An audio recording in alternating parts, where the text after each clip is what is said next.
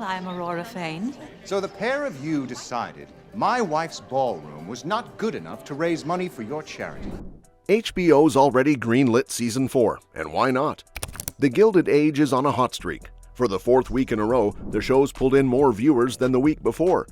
Episode 7 of Season 3 brought in 4.6 million U.S. viewers in just its first 3 days, up from 4.5 million for Episode 6 and 4 million for Episode 5. The finale airs August 10th, and it's safe to say people are locked in. According to HBO, this season is gaining viewers nearly 50% faster than Seasons 1 and 2. Compared to this point during Season 2, Season 1 had already jumped by 30%, so the growth has been steady and impressive. Now, things are about to get even messier on the Gilded Age. After that intense cliffhanger in Episode 7, where a gunman stormed into George and Bertha Russell's mansion and shot George just as he managed to save his railroad empire, Season 3's finale picks up with George fighting for his life. Lucky for him, Dr. William Kirkland happens to be right across the street visiting his fiancée, Peggy Scott, and jumps in to help. Meanwhile, George's son Larry is trying to patch things up with Marion Brook after she called off their engagement. Why? Because she found out that on the same night they were supposed to celebrate with family, Larry was out at what Marion politely calls a house of ill dispute. Not exactly the best timing for scandal. But the finale isn't just about Larry and Marion.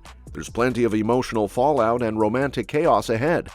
Expect broken hearts, big apologies, second chances, and some dreams finally coming true, all set against the backdrop of two elegant balls.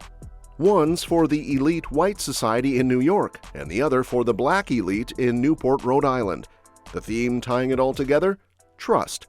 According to co-writer and showrunner Sonia Warfield, everything hinges on that. When trust breaks down, everything else starts to fall apart too.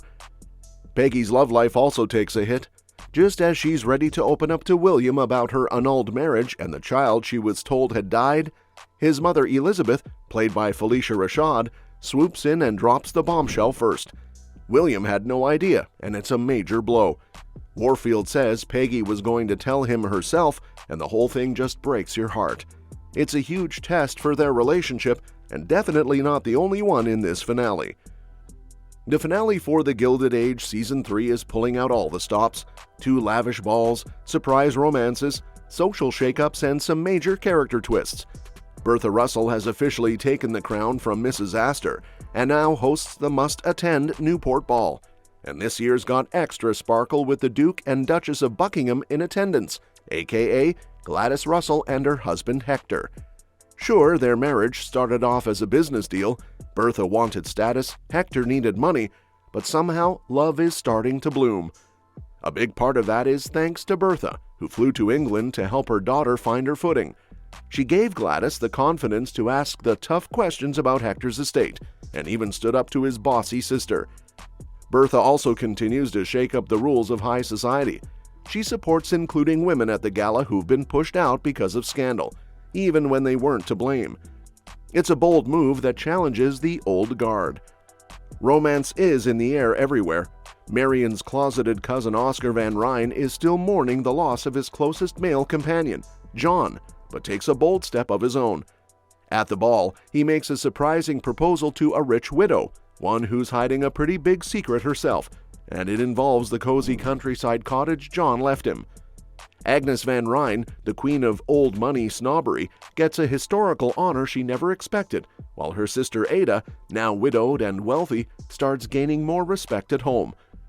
Meanwhile, Jack Trotter, once a footman for Agnes and Ada, is now a rising inventor with a new townhouse and big dreams.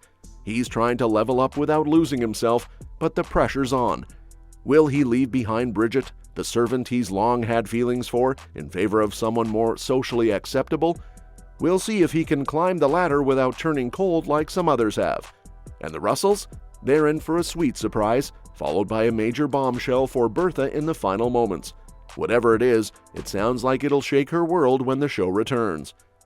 By the way, it's official, The Gilded Age is coming back for a 4th season.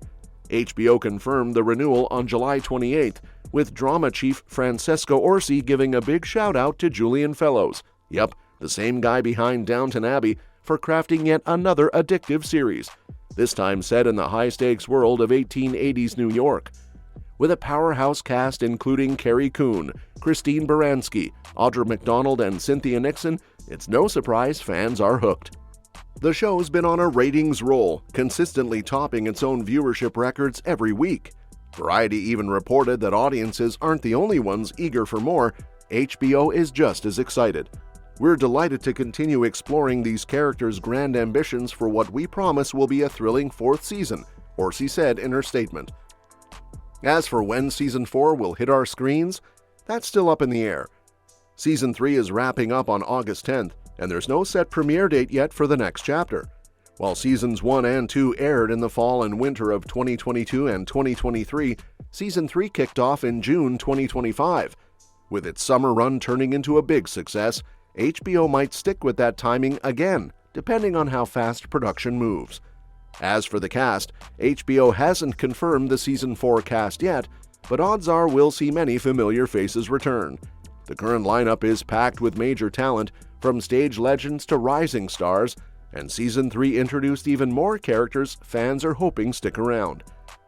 Returning cast likely includes core stars like Carrie Coon, Christine Baranski, Cynthia Nixon, Audra McDonald, Morgan Spector, and Danae Benton.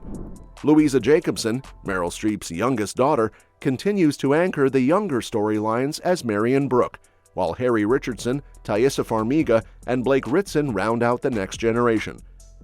Season 3 brought in some exciting new faces, like Felicia Rashad as Elizabeth Kirkland and Brian Stokes Mitchell as Frederick Kirkland.